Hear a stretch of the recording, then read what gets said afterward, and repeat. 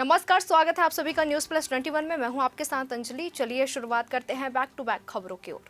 Bharatiya Janata party किसान मोर्चा की राष्ट्रीय कार्य समिति की बैठक आगामी 8 मार्च को राजधानी के कुशाभाऊ ठाकरे परिसर स्थित भाजपा प्रदेश कार्यालय में होगी, जिसमें मोर्चा के राष्ट्रीय पदाधिकारी शिरकत करेंगे। इसके ठीक अगले दिन राजधानी के साइंस कॉलेज मैदान में किसान महासम्मेलन होगा और इस बैठक और महासम्मेलन के परिप्रेक्ष्य में 2 दिनों में मोर्चा की सभी जिला इकाइयों की बैठक रखी जा रही है। यह जानकारी किसान मोर्चा के प्रदेश अध्यक्ष तोखन साहू ने गुरुवार को एकात्मक परिसर में आहूत पत्रकार वार्ता में दी है। वहीं मातृ शोक में डूबे शिक्षा मंत्री बृजमोहन अग्रवाल एक दिन बाद ही फिर काम में लौट आए हैं। उन्होंने आज छत्तीसगढ़ पाठ्य पुस्तक निगम कार्यकारिणी सभा में 28वीं बैठक ली है और बैठक में उन्होंने मंडल के कामकाज की समीक्षा की और आवश्यक दिशा निर्देश दिए हैं। यह बैठक मंत्री अग्रवाल की माताजी के निधन के बाद उनकी पहली बैठक थी।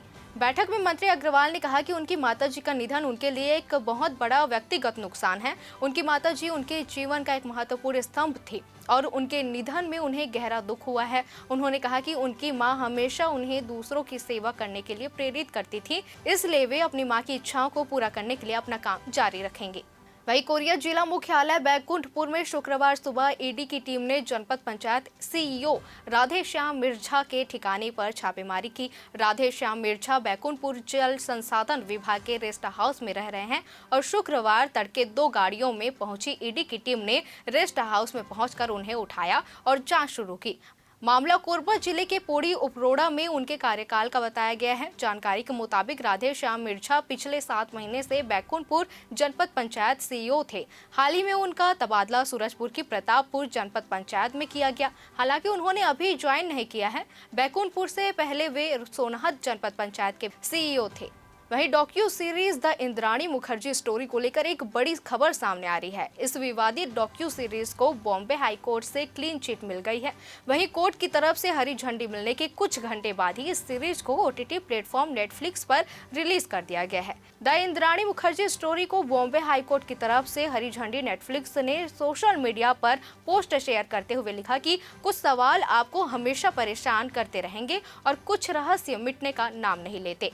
द इंद्राणी मुखर्जी स्टोरी बड़ी ट्रूथ देखें अब केवल नेटफ्लिक्स पर। अंग्रेजी, हिंदी, तमिल और तेलुगु में सीरीज में कुल 4 एपिसोड हैं। मेटा की इस ऐप में नया फीचर शामिल होने जा रहा है, जिसकी मदद से यूजर्स अपनी सीक्रेट चैट को लॉक कर पाएंगे। दरअसल व्हाट्सएप को टीनेजर से लेकर बुजुर्ग तक लगभग हर आयु वर्ग के लोग इस्तेमाल कर सकते हैं। ऐसे में कई लोग अपनी चैट को सीक्रेट रखना चाहते हैं। व्हाट्सएप वेब में सिक्योरिटी के मद्देनजर नया फीचर शामिल होने जा रहा है, जो चैट के प्राइवेसी और उसे लॉक करने में मदद करेगा।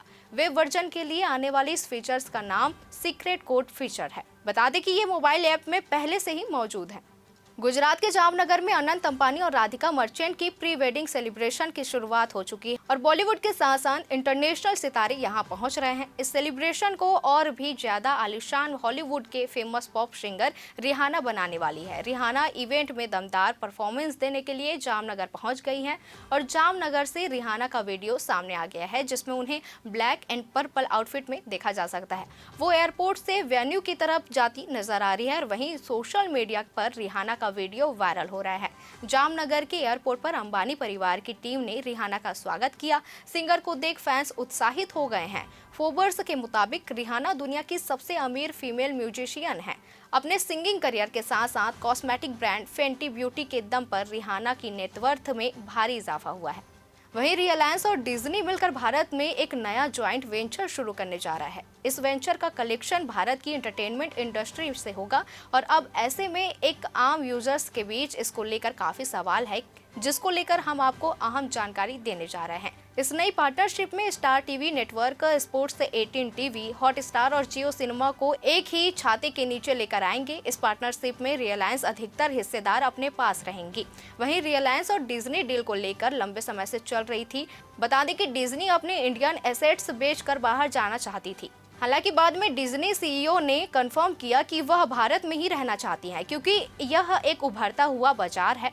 हाल ही में दिग्गज गायक पंकज उधास का निधन हो गया। इस दुख से लोग अभी उभर नहीं पाए थे कि अब एक और दुखद खबर सामने आ रही है। दरअसल झांसी की रानी समेत कई टीवी सीरियल्स की स्क्रिप्ट लिखने वाले मशहूर लेखक मेराज जैदी का निधन हो गया है। मेराज ने प्रयागराज के दांदूपुर स्थित अपने आवास पर अंतिम सांस ली। वे 76 साल के थे और पिछले काफी दिनों से गंभीर रूप से बीमार थे।